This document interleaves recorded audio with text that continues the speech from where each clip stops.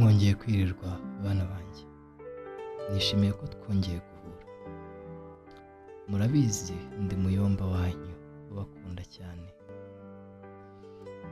Iminsi ishize nagize akazi kenshi, that's why bitanshobokeye ko tubonana, ariko ibibazo byanyu byangezeho byanyeretse ko ikiganiro twagiranye ubushize cyari gishishikaje.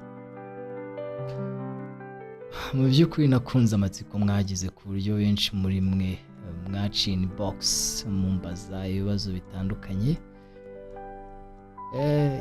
Mushobora gutekereza ko nabonye umwanya wo kubisoma, ariko ndabisoma kuko ndi uwanyu kandi muri abanjye. Byanteye kumva ko tugomba kuganira akantu ku kandi. Dukurikije topic y'ubushize twaganiyeho ku kibazo umwe muri mwe Patrick yabajije abaze se gukora sex uri muto ni bibi?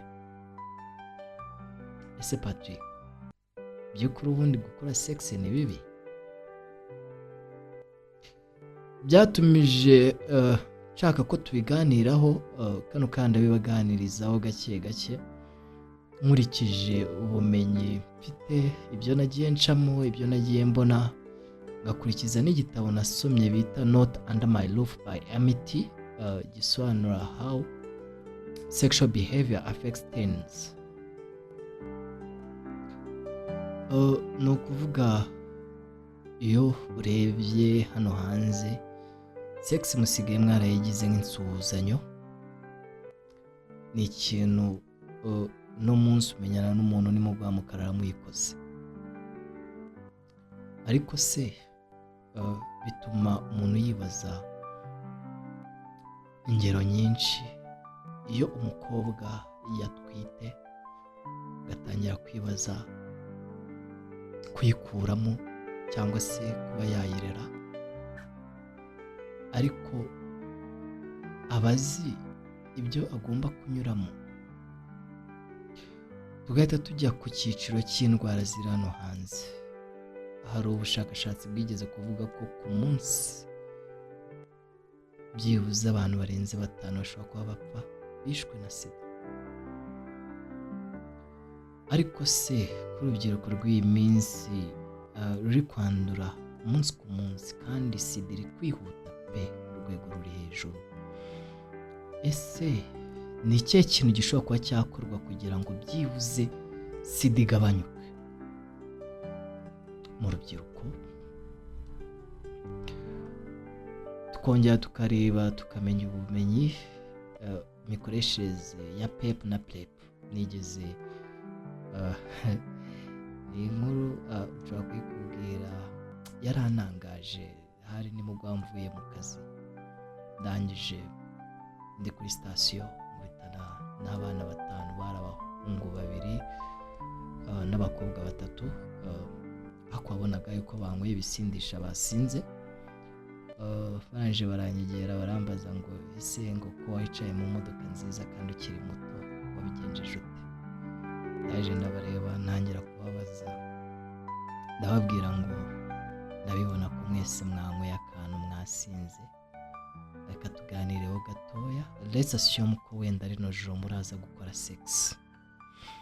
Ese muramutse bukeye bwaho ugasanga umwe muri mwebwe yanduye virusi itera sida, nta n'umwe wari ubizi, ese mwakora iki? Uwo muhungarande barambwira ngo kwa muganga batanga ibinini birinda kwandura. Yaje ndamubaza ati si ibyo binini bigufasha igihe kingana gute? Ngo ugomba kukinywa mbere y'amasaha 72. Yaje ndamubaza se unywa ibinini bingahe? Aranje arambwira ngo unywa kimwe. Byanyeretse yuko amakuru menshi ari hano hanze ashobora kuba yanaguta muri risk. So tugomba kubiganiraho uno munsi.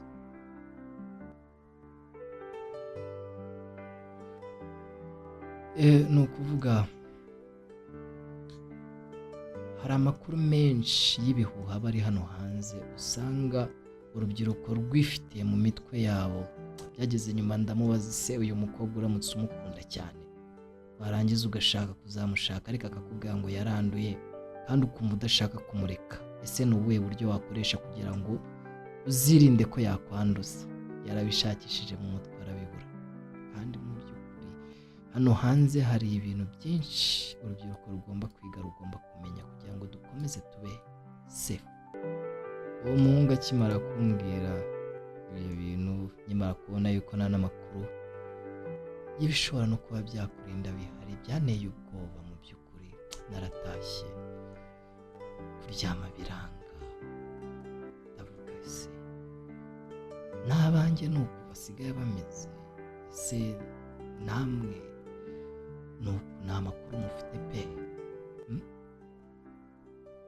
Ubwoba bwarandiye, ndatangira ndavuga ati ibyo ari byo byose abana banjye nabo bashobora kuba bameze gutyo, ugasanga mushobora no kuba mwagwa muri risk ariko mukabura uburyo mwitabara.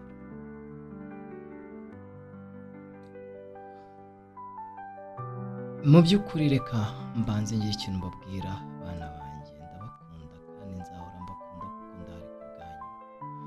Ubundi ubuzima bw'umuntu abenshi iyo bambajije ndababwira ngo mu masaha 72 ikibazo cyawe cyakemuka. Mvuze ngo iki? Amasaha 72,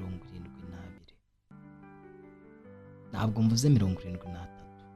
Shira mu mutwe wawe ko amasaha 72 ikibazo cyawe cyakemuka. Ndavuga gukemuka gute? Cya mbere, mu masaha 72 birashoboka ko wakirinda kwandura sida. Cya kabiri, birashoboka ko mu masaha 72 bishoboka ko wakirinda inda. Muri make amasaha 72 muyafate nk'aho ari rwa rudodo ruba rugifasha ubuzima bwawe. Ntuzigere uyarenza. Reka tuganire. Eric, ese ubundi wabonaho pep cyangwa wabonaho prep mu maso yawe wayibona?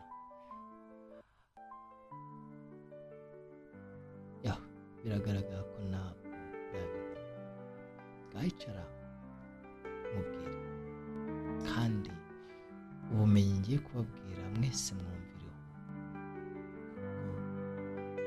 ibi ni ibintu bizabarinda kugeza igihe muzapfira. Ndabizi ntabwo nababwira ngo nimugakore sex, oya, kuko ntabwo nkabyumva. Ndabizi ko sex iraryoha pe, ariko mugomba kumenya ngo ese ni iki mwakora noneho basi kugira ngo mwirinde. Sinababwira ngo ni byiza gukoresha agakingirizo, ni na byiza cyane pe, ariko mwese abenshi hano hanze mba numva ngo mwaratwanze, ngo turabarya, ngo biki. Reka noneho tuganire. Ese bino binini birinda kwandura bikora gute? Ese PEP ni iki? Ese PrEP ni iki? Ni ukuvuga ngo reka duhere kuri PrEP. Ubundi PrEP ni ibinini birinda kwandura, ariko PrEP ubundi bisobanuye before, mbere. Ni ukuvuga ngo PrEP ni ibinini ubusanzwe unywa umunsi ku munsi bikurinda kwandura, ariko bikurinda kwandura iyo ntabwo ari ibinini unywa mbega ngo warangije gukora sex ngo urabinywa. Iyo ubinywa mbere. Ni ukuvuga ngo ni ibinini unywa umunsi ku munsi ku buryo iyo uhuye n'umuntu wanduye bikurinda kwandura. Iyo niyo bita PrEP. Mumenye ko bitandukanye. Hakaza icyo bita PEP. PEP rero ni ibinini unywa after sex. Tuvuge iyo wararanye n'umukobwa bwacya mu gitondo wenda kagira amakenga, umbwa tugenda tujye kwipimisha. Nanaboneraho kubabwira ubundi mu buzima bwanyu ntuzigere ureka ubuzima bugutware nta makenga ufite. Jya uhorana amakenga. Ubonye wese jya umubonemo amakenga. Mu gihe utabizi ko ari muzima ngo ubiboneshe amaso yawe, jya umubonemo ikibi. So tujye kuri PEP ni ibinini uba ugomba kunywa after wararanye n'umukobwa wanduye cyangwa wararanye n'umugabo wanduye, ukabimenya ariko mbere y'amasaha 72. Amakuru ari hano hanze menshi ni ay'ibihuha. PEP ni ibinini unywa iminsi 28. Ariko se by'ukuri ubundi PEP bayinywa gute? Isaba iki? Igira kondisiyo zimeze gute?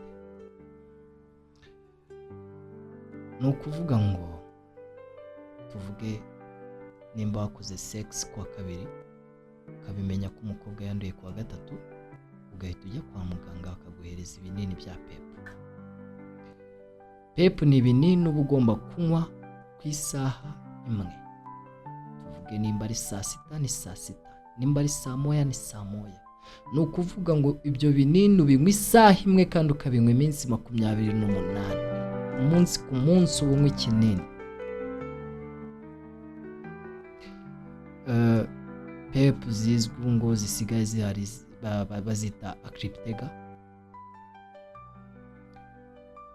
Ni ukuvuga ngo ni ibinini ubinywa iminsi 28 kandi ukabinywa isaha imwe muri iyo minsi 28.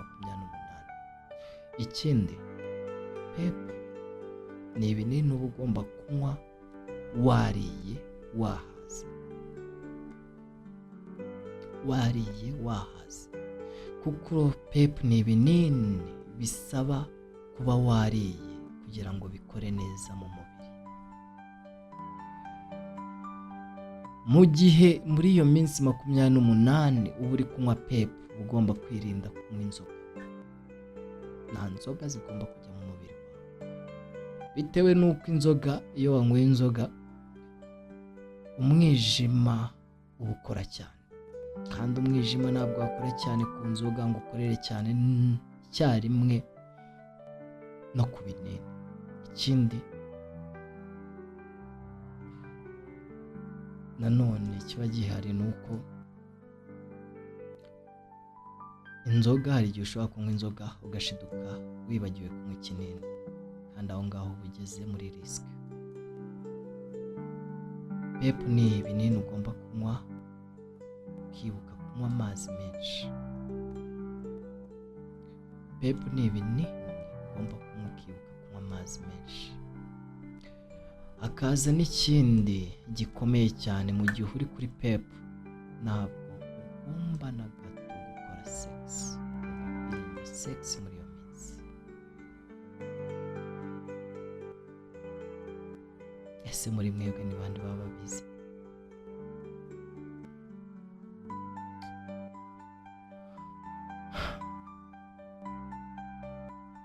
Ubuzima bwanyu ni impano ikomeye kuko ni nacyo gishoro. Bana banjye, kugira ugere kure bisaba kwikunda. Kunda ubuzima, wumve ko aricyo gishoro kizakugeza.